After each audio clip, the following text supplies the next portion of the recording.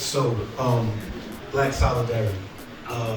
Some of you, the grades kind of tell on me.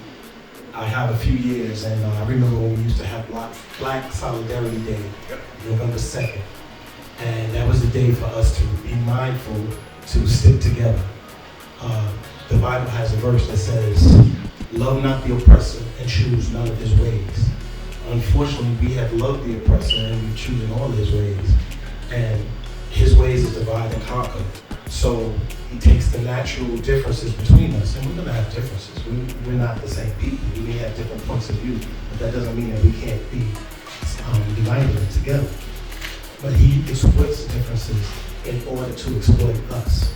Because like the brother said, once we stick together, there is no force on earth that can stop us.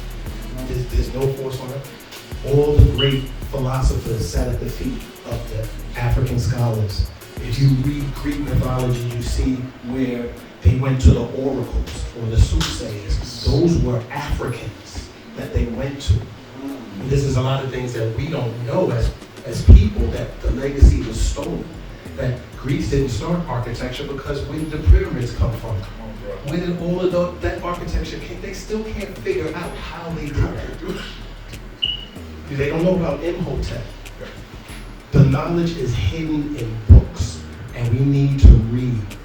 We need to explore, we need to travel.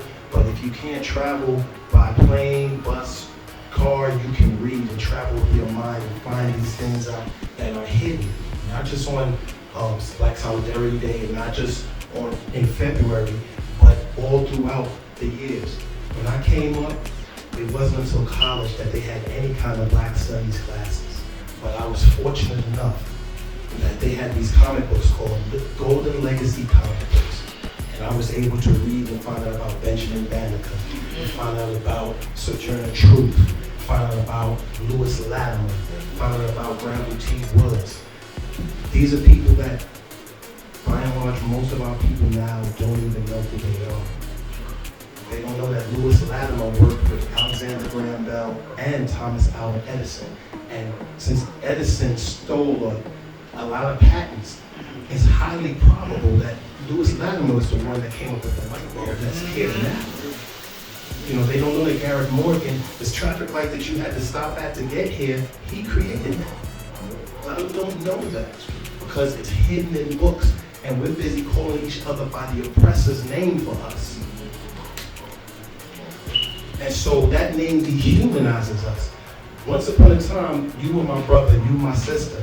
Now you my So I don't have to care for you like a family member because you my family's gonna fight, family's gonna have disagreements, but at the end of the day, we family. You're my brother, you're my sister. So when you my anytime you get on my nerves, I don't even have to hold my fist, I can just pull out a weapon. Because you're less than nothing. That's what they do in warfare.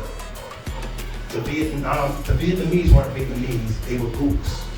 Because once you take the human away from them, it's easier to kill them. So we have to open our minds and be united in loving one another, loving ourselves and loving one another.